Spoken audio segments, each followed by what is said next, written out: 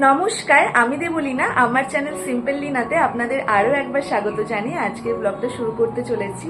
আজকে শ্রাবণ মাসের শেষ সোমবার। একটা সোমবারও ভালো করে স্নান করে, মানে না খেয়ে স্নান করে বাবার মাথায় জল ঢালা হয়নি। সকাল শ্যাম্পু দিয়ে স্নান করে এখন জল ঢালবো। আর আমাদের সকাল মানে তো অনেকটাই লেট, এখন 12:30 বাজে। মায়ের এদিকে পুজো হয়ে গেছে, জল ঢালা হয়ে গেছে। ঘরে বাবাকে জল ঢেলে তারপরে যাব মন্দিরে। তো চলো ব্লগটা এখান থেকেই শুরু করছি। মানে মন্দিরে মানে পাশে আমাদের এখানে দুটো বাবার মন্দির আছে, তো সেখানেই যাব জল ঢালতে। তো চলো ব্লগটা এখান থেকেই শুরু করছি। ঘরের পুজো তো হয়েই গেছে বললাম। মা এইদিকে জল ঢালতে যেরকম 5 রকম ফল, দুধ, হর্তকি আর যা যা লাগে সব কিছু একেবারে গুছিয়ে নিচ্ছে। আমি, বোন, মা আর কাম্মা যাব। এইদিকে মা এখন নিচ্ছে তিল, আতপ চাল আর তার সাথে গোটা মুগ ডাল।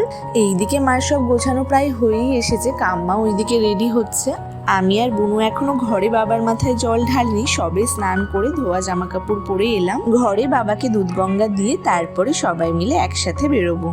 আমি তো নিয়ম কানুন জানি না, পরপর কি করতে হয়, মা পাশে আছে বলে দিচ্ছে, তো সেভাবেই করছি। প্রতি বছরই করি কিন্তু ভুলে যাই আর কি।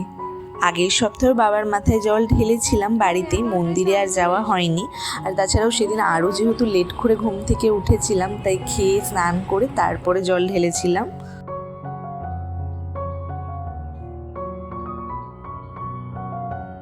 আমার জল ঢালা হয়ে গেছে, এবার বুনু জল ঢালবে।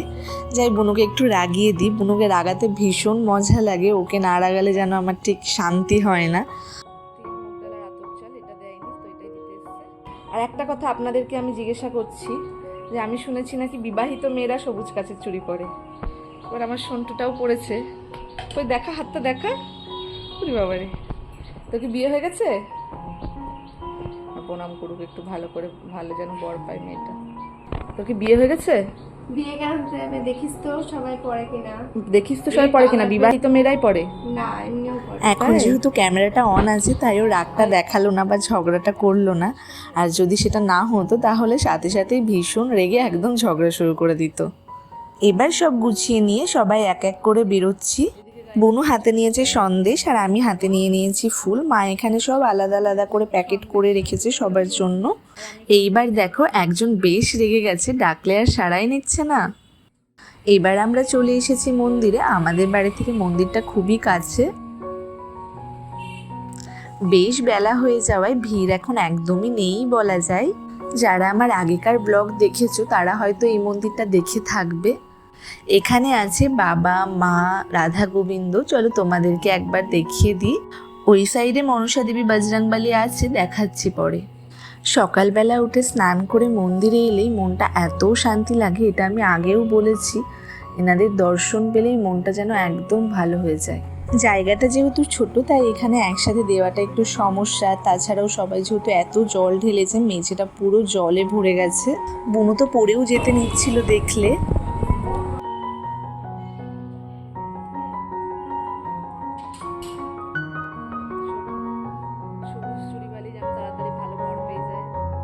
বুনুর আর কাম্মার হয়ে গেছে, এবার আমি আর মা জল ঢালবো। বাবার কাছে একদমই বেশি কিছু চাওয়ার নেই, সে তো সবই জানে।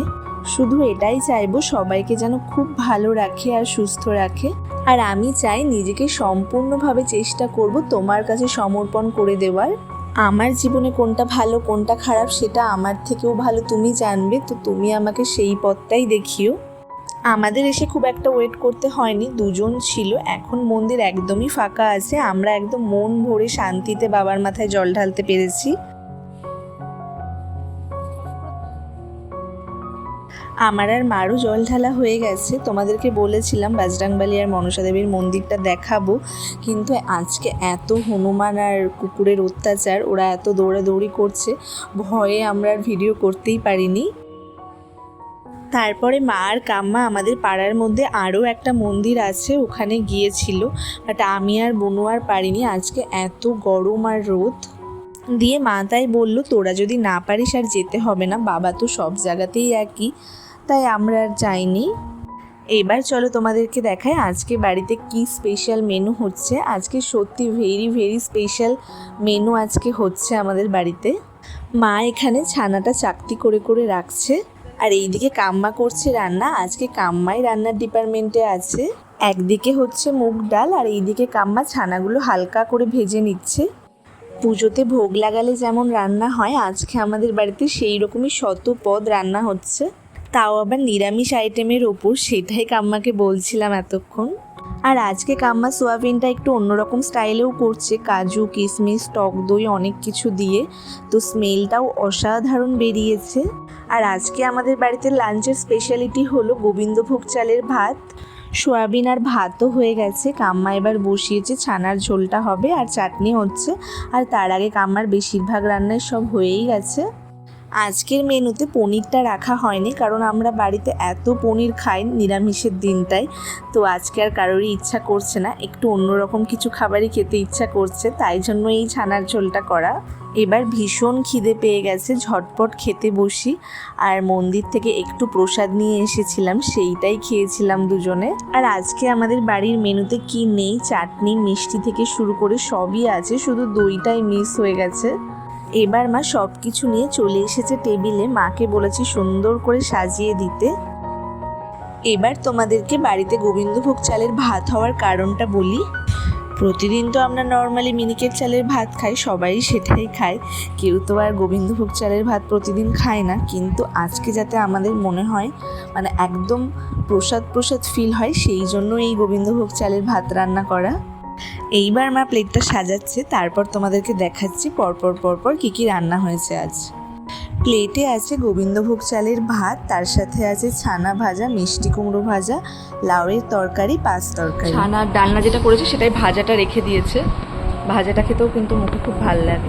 আর বাটিতে ফার্স্টেই আছে মুগ ডাল, তারপরে আছে সোয়াবিনের ঝোল, তারপরে আছে ছানার ঝোল, আর আছে আমড়ার চাটনি, আর তার সাথে সন্দেশ। এবার চলো বসে পড়ি খেতে, ভীষণ খিদেও পেয়ে গেছে। আর এত সুন্দর স্মেল বেরিয়েছে, আর ওয়েট করা যাচ্ছে না। আর এই চালের ভাতের সাথে না একটা একটা তরকারি দিয়ে খেতে একদম ভালো লাগে না, সব কিছু একসাথে মাখিয়ে খেতে খুব ভালো লাগে, আর আমি সেভাবেই খাবো। আর কাম্মা সত্যি প্রত্যেকটা রান্নায় খুব ভালো হয়েছে, অসাধারণ টেস্ট হয়েছে খেতে। সেদিন তো বলেইছি, আরও একবার ব্লগে বলে দিলাম। খাওয়া দাওয়া তো কমপ্লিট, এবার বসেছি বুনু আর আমি বুনুর প্রজেক্ট নিয়ে। প্রজেক্ট প্রায় কমপ্লিট হয়েই গেছে, এই কালকেই জমা নেবে, তো সবটা ওই করে, কিন্তু ফ্রন্ট পেজটা আমাকে করে দিতে হবে। ও বলে কি যে ওর হাতের লেখা ভালো না, আমাকে ফ্রন্ট পেজে ওর নাম রোল নাম্বার এই সব কিছু লিখে দিতে হবে, তো সেটা আমি প্রতিবারই করি। আর আমার করে দেওয়া মানে ওই আগের দিন রাত্রেবেলা বা পরের দিন সকালবেলা, তো প্রতিবার এরকমই করি। এবারও বলেছে আগে আগে করে দিতে, তো এবার শুরু তো করেছি আগে আগে করার, কিন্তু আমি আগে করি বা পরে করি, আমার ভুল হবেই হবে। প্রতিবারই ছোটোখাটো কিছু না কিছু ভুল হয়, সেটা কোনোভাবে ম্যানেজ দেওয়া যায়, কিন্তু এবার একটু বেশি বড় ভুল হয়ে গেছে। জিওগ্রাফি প্রজেক্টের জায়গায় বাংলা প্রজেক্ট লিখে ফেলেছি, আর বোন তো বিশাল রেগে গেছে।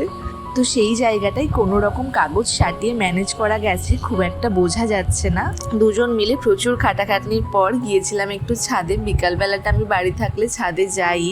চারিদিকটা ভীষণ অন্ধকার হয়ে এসেছে, মনে হচ্ছে ভীষণ ঝড় বৃষ্টি হবে। আর তার কিছুক্ষণ পর থেকেই শুরু হয়ে যায় ঝড় বৃষ্টি, আর বুনুকে ঝড় তুফান সব পার করে হলেও পড়তে যেতে হয়েই ছিল। আর আসার সময় নিয়ে এসেছিলো আমার জন্য ভালোবেসে দই ফুচকা, যদিও আমি প্রতিদিনই ওকে বলি পড়তে যাস কিছু তো নিয়েও আসতে পারিস দিদিটার জন্য। সন্ধেবেলায় স্ন্যাক্স বা চাটপাটা খাবার খেতে তো আমার খুবই ভালো লাগে। আর তাছাড়াও কালকেও আমাকে ছাড়া চিকেন ললিপপ খেয়েছে, তাই আমি একটু ওকে রাগ রাগ দেখিয়েছিলাম, তাই আজকে একদম দই ফুচকা চলে এসেছে আমার হাতে। আজকে বৃষ্টি যেন আর থামছে না, আমাদের পাড়ায় তো পুজো হচ্ছে, সেখানে প্রসাদ খাওয়াবে। কখন থেকে ভাবছি প্রসাদ আনতে যাব, যেতেই পারছি না, এত বৃষ্টি। আলটিমেটলি অনেক ওয়েট করে আমরা প্রসাদটা আনতে পেরেছি। তবে চলো আজকের মতো ব্লগটা এখানেই শেষ করছি। তোমাদের যদি ব্লগটা ভালো লেগে থাকে লাইক কমেন্ট অ্যান্ড শেয়ার করবে, সাবস্ক্রাইব করতে ভুলবে না। আবার দেখা হচ্ছে নতুন কোনো ব্লগ নিয়ে, ততক্ষণের জন্য টাটা।